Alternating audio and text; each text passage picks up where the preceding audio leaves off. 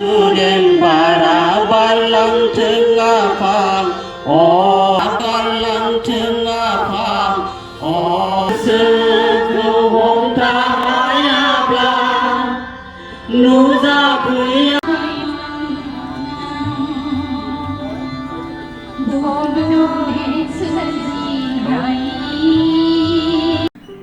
दुलाराय बर' फरायसा आफादा उदखारि बेरेखा सान फालिदों।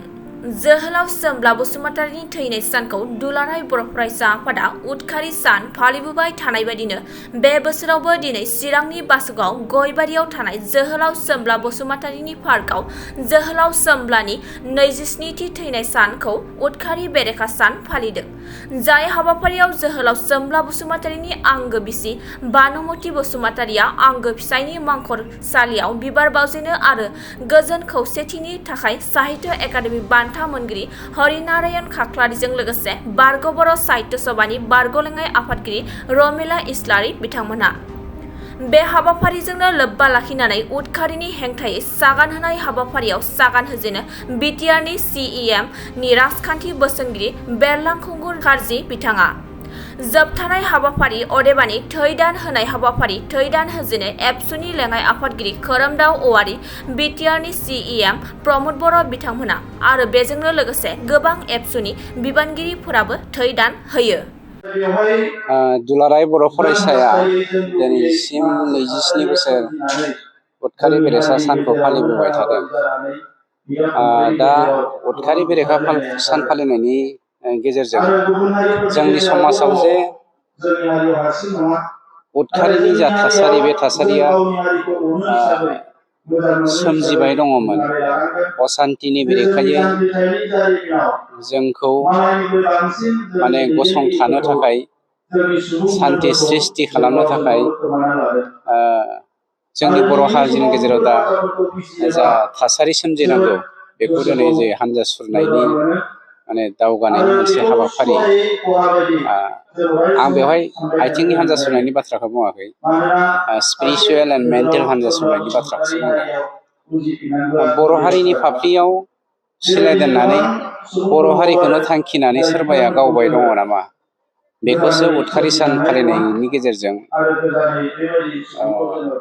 जोङो दिनै नायबिजिरनायनि बा नायसंनायनि सम फैदों। आंनि बेक्तिगत मोन्दांथिया बेखौसो बुंनो नागिरदों, जोङो बे सानखौ फालिलांबाय थागोन, नाथाय जोंनि गेजेराव जाय थासारिखौ सृष्टि खालामनानै हासार दै आरो माखासे मा होनो थासारि सृष्टि खालामनो नागिरदों, गाज्रिनि बिफां गायनो नागिरदों, बेखौ नोजोर होनायनि सम फैदों। दुलाराय बर' फरायसा आफादनि बानजायनायावहाय दिनै 30 जुलाइ 27थि जोहोलाव सोमब्ला बसुमतारी मुंख्लं सानावहाय उदखारि बेरेखा सानबो फालिनाय जायो। बे बुब्लियावहाय आं गिबियावनो जोहोलाव सोमब्ला बसुमतारीनि जिउमाया जाहाथे सोरगोआव आलो गोजोनै थानो हायो बेनि थाखाय इसोरनि खाथियाव आर'ज गाबबाय। आरो बै बुब्लियाव जि थासारियाव बिथाङा गावनि सुप्रिम सेक्रिफाइसखौ खालामबाय, बेयो जोंनि बर' समाजनि मोनसे टार्निं पइन्टमोन।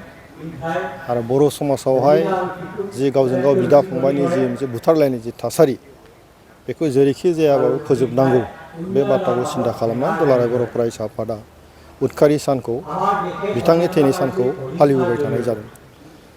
ओंथिया बेनो जे बर' समाजाव मोनसे गावनि राजखान्थि मोन्थायखौ लानानै संग्राम खालामगोन, बेवहाय खुनु कमप्रमाइज गैया।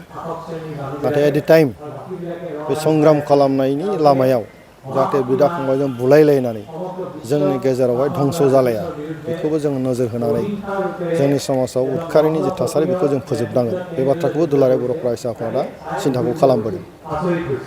दा बुंनो थाङोब्ला दिनैनि थारिखआव गोलाव सम 27 बोसोर जाबाय, गोबां थासारिनि गेजेरजों जों बारग'बोबाय आरो दिनैनि थासारियाव बर' समाजाव गोजोन थासारि फैबाय। दिनै बिदा फंबायनि नांलायनायबो गैला आरो गमामायैनो सैथोआ जेब्लाबो जै जायो आरो जोंनि नाजाथाबनाया दिनै मोगथां मुलुगाव महर मोनफैबाय जे उदखारि हाबायादि खुनु समाजाव जायगा थानो नाङा, बे बाथ्राखौ जों दिनै बयबो बुजिदों आरो जोंनि गेजेराव गोजोन थासारि फैबाय। बिदा फंबाय बुलायनायनिबो गैला।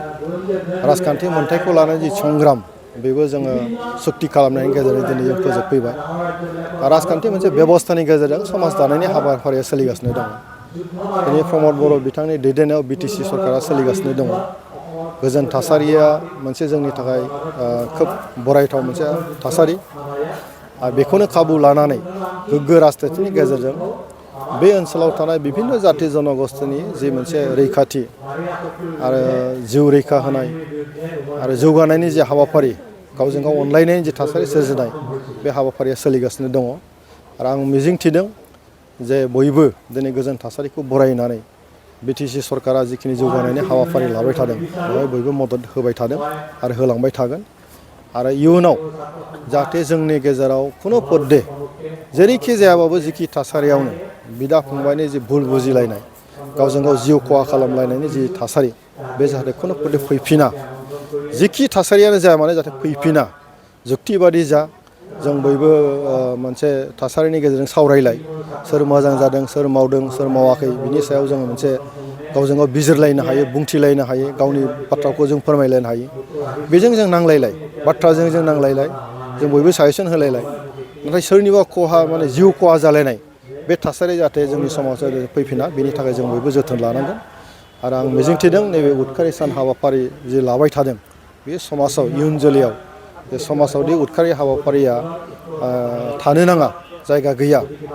आरो दा उदखारि सान फालिनायजों लोगोसे बेवहाय माखासे हाबाफारि लानाय जादों। जे ड्राग्स, जे जोंनि उन्दै उन्दै जे जाखांफुनाय जि सेंग्रा, जाहाथे जे फेग्रा मुवा बेसादजों जाहाथे गब'आ, ड्राग्स जानानै जाहाथे जिबना धंस' जाया, बिनि सायावबो मोनसे एवारनेस दिनै लाबोबाय थानाय जादों। बे गासै हाबाफारिया समाजाव मोनसे मोजां मोनसे मेसेज थांगोन, बाथ्रा फोसावजाबाय थागोन। आरो आं सानो जे दिनैनि थासारियाव जोङो ड्राग्सजों गब'नायनि जुक्ति गैया, गावजों गाव जुक्ति गैयालासे नांलायनायनि बाथ्रा गैया। जे गोग्गो समाज दानायाव बयबो जुक्तिबादि रावजों जाहाथे बाहागो लायो, आं बेखौ खावलायगोन। आरो फैबाय थानाय समाव जों गोग्गो समाज दानायाव बयबो जाहाथे बाहागो लायो, बेखौ आं खावलायगोन।